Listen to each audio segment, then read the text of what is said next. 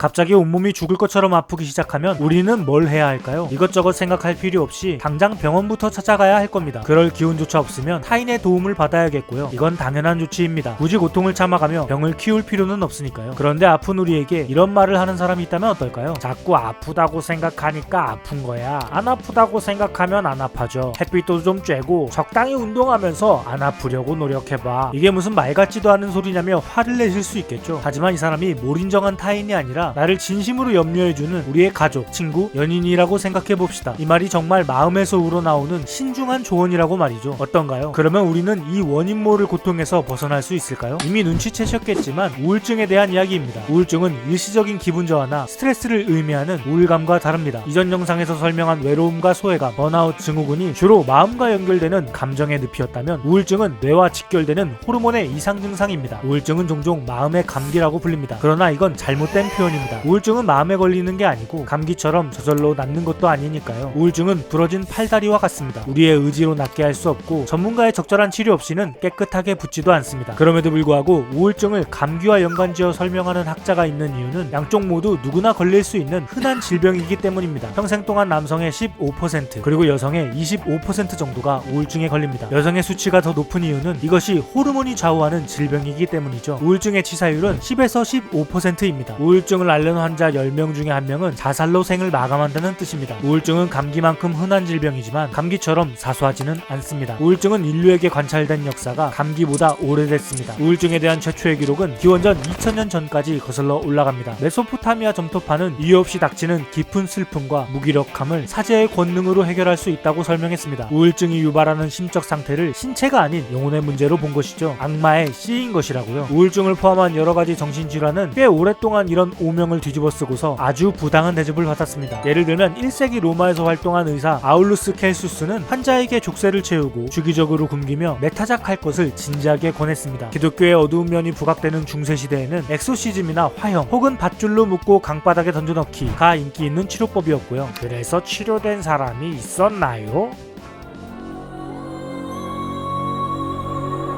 인류의 긴 역사를 살펴보면 우중충한 주류 의견에 반발해 보다 나은 길을 찾는 이단자들은 언제나 있어 왔습니다. 기원전 5세기 의료인이 지켜야 할 윤리 원칙을 저술하고 의술을 종교로부터 분리시킨 의사 히포크라테스도 그런 사람 중 한 명이었습니다. 히포크라테스는 우울증이 체액의 불균형이 빚어내는 신체적 질환이라고 판단했습니다. 구체적으로는 비장에 있는 흑단즙의 양이 넘치는 게 문제라고 생각했죠. 오늘날 까닭없는 슬픔을 뜻하는 단어 멜랑콜리는 히포크라테스가 우울증의 원인을 진단하면서 생긴 말입니다. 그리스어로 멜랑은 검은색을, 콜레는 담즙을 의미합니다. 멜랑콜리는 원래 의학 용어였던 셈이죠. 히포크라테스는 우울증의 치료 방법으로 목욕과 운동, 사혈, 그리고 식이요법을 꼽았습니다. 이 치료법이 실제로 눈에 띄는 효과가 있지는 않았지만 여기서 중요한 건 히포크라테스가 우울증을 불투명한 영혼의 우물에서 선명한 신체의 영역으로 건져 올렸다는 데 있습니다. 정신질환에 대한 최초의 생물학적 분석이었습니다. 하지만 애석하게도 히포크라테스의 날카로운 통찰은 의학계에 제대로 계승되지 못했습니다. 그로부터 거의 1500년이 지난 9세기 페르시아에서 활동한 의사 라제스는 우울증을 비롯한 모든 정신질환이 뇌에서 비롯된 것이라고 주장했습니다. 실험적인 약물을 연구하고 수백 편의 원고를 저술하는 등 의학 발전에 크게 기여한 라제스의 업적은 이후 유럽에까지 전해집니다. 그러나 이 시기의 유럽은 다들 아시다시피 기독교의 광풍에 휩싸여 있었고 우울증은 여전히 죄의 일부인 나태의 발현으로 기록되었을 뿐입니다. 상황이 변하기 시작한 건 14세기에 이르러서입니다. 중세의 어둠이 물러가고 근대의 이성이 다가오는 시점이었습니다. 바로 르네상스의 도래였죠. 르네상스라는 게 역사적으로 정말 뚜렷하게 존재했던 시기인가에 대한 학계의 비판이 있긴 하지만 이 즈음에 이르러 종교의 권위가 시들해지고 소홀했던 인간 본연의 가치에 대한 관심이 꿈틀거렸던 것만큼은 사실입니다. 16세기의 수도자이자 시인이었던 십자가의 요한은 인간이 겪는 깊은 슬픔은 영적 태만의 증거가 아니라 반대로 영적 성장의 과정이라고 말했습니다. 우울증에 대한 의학적인 접근은 아니었지만 어쨌든 드디어 인식의 전환이 일어난 거죠. 17세기에는 평생 동안 도서관에 틀어박혀서 공부만 하다가 죽은 기묘한 학자 로버트 버튼이 우울증의 해부라는 제목의 책을 출간합니다. 독서광이었던 버튼은 생전에 오직 이 책 한 권만을 저술했습니다. 그러니 내용이 얼마나 방대했을지 짐작이 가시겠죠. 우울증의 해부는 우울증의 원인과 증상, 치료법에 대해 신학, 문학, 심리학, 천문학, 철학, 역사, 그리고 도덕론에 이르기까지 광범위한 관점에서 분석적으로 다루었습니다. 인간의 감정이 신이나 악마에게서 비롯되는 게 아니라는 문자 그대로 인문학의 빛나는 증표였죠. 하지만 우울증에 대한 올바른 인식이 곧장 올바른 치료로 이어지지는 않았습니다. 거의 모든 모든 시대가 그랬지만 18세기와 19세기는 우울증 환자들에게 특히 힘든 시기였습니다. 이제 우울증을 뇌질환이라고 추측하는 의사가 많아지기는 했는데 이걸 어떻게 바로잡아야 하는지에 대해서는 아무도 몰랐거든요. 치료 방법은 가혹했습니다. 신체 구속과 감금은 기본이었고 여기에 전기 충격, 관장, 구토 유발, 익사 직전까지 잠수시키기 등 과격한 조치가 취해졌습니다. 어떤 의사는 뇌의 위치에 문제가 있다고 생각해 회전 의자에 환자를 앉혀놓고 빙글빙글 돌리기도 했고요. 우습게 들리지만 끔찍한 일이었습니다. 그러나 가장 끔찍한 치료는 20세기 초에 등장합니다. 1935년 미국의 신경생리학자 존 풀턴은 영장류의 두뇌 구조를 연구하던 중 침팬지의 전두엽 제거가 폭력성을 억제하는 효과를 보인다는 걸 알아냈습니다. 같은 방법으로 인간의 폭력성도 조절할 수 있지 않을까? 풀턴은 무시무시한 아이디어를 떠올렸지만 실제로 실행에 옮기지는 않았습니다. 하지만 풀턴의 연구 결과가 논문으로 발표된 지 불과 3개월 만에 포르투갈의 의사 에가스 모니스는 통제하기 어려운 중증 정신질환자를 대상으로 이 방법을 직접 실험해보기로 결심합니다. 뇌를 건드리는 만큼 위험이 따르는 수술이었지만 딱히 다른 방법이 없던 환자의 가족들은 모니스의 제안에 동의했습니다. 수술이 아니면 사랑하는 사람을 사회로부터 영원히 격리시키는 수밖에 없었으니까요. 모니스의 수술은 효과가 있었습니다. 풀턴의 침팬지처럼 마구잡이로 날뛰던 환자들이 얌전해진 거죠. 심각한 후유증이 뒤따랐으나 어쨌든 불치병이었던 정신질환을 외과 수술로 해결했다는 건 놀라운 일이었습니다. 모니스는 이걸 정신외과라고 불렀습니다. 정신외과는 모니스에게 노벨 생리학 의학상 수상이라는 명예를 안겨주었습니다. 이듬해인 1936년 미국의 의사 월터 프리먼은 모니스의 수술을 보다 간단한 시술로 개량합니다. 얼음 송곳을 눈과 눈꺼풀 사이로 찔러 넣어 전전두엽을 긁어내는 방법이었죠. 우리에게 대중문화로 익숙한 정신병원을 무대로 한 이야기에 자주 등장하는 전두엽 절제술의 으스스한 풍경이 바로 프리먼이 개발한 방식입니다. 프리먼은 이 시술을 고통 없이 빠르게 끝나는 안전한 정신질환 치료법이라고 홍보했습니다. 중증 정신질환자에게만 신중하게 행해지던 고난도의 뇌수술은 간소화된 프리먼의 전두엽 절제술이 엄청난 인기를 끌면서 무차별적으로 퍼져나갔습니다. 이 중에는 물론 우울증 환자도 있었습니다. 당시에는 몰랐지만 전두엽은 인간의 인지를 담당하는 아주 중요한 부위입니다. 프리먼이 시술로 긁어낸 전전두엽은 생각과 감정을 통해 의사를 결정하는 역할을 합니다. 전전두엽은 실제로 우울증과 아주 긴밀한 연관이 있지만 이걸 파괴한다고 해서 문제가 해결되는 건 아닙니다. 손가락의 고통을 손을 잘라서 해결할 수 없는 것처럼요. 전두엽 절제술을 받은 우울증 환자는 더 이상 우울하지 않았습니다. 하지만 그뿐이었습니다. 이 시술은 환자의 고통과 함께 영혼까지 파괴했습니다. 뭔가 잘못됐다는 걸 깨달은 사람들이 목소리를 냈지만 어마어마한 돈과 명예를 얻고 있던 프리먼은 시술을 멈추지 않았습니다. 이 처참한 유행은 1970년대로 넘어오고 나서야 겨우 사라집니다. 너무 늦은 퇴장이었습니다. 우울증 환자들에게는 더 그랬습니다. 왜냐하면 이보다 한참 전에 이미 제대로 된 우울증 치료법이 등장했기 때문입니다. 이 치료법은 어떤 우연한 발견을 계기로 시작됩니다. 캄캄한 어둠 속을 헤매고 있던 정신의학이 비로소 하나의 출구를 찾아낸 위대한 순간이었습니다. 여기에 대한 이야기는 다음 영상에서 하겠습니다. 마음의 병 시리즈 마지막입니다.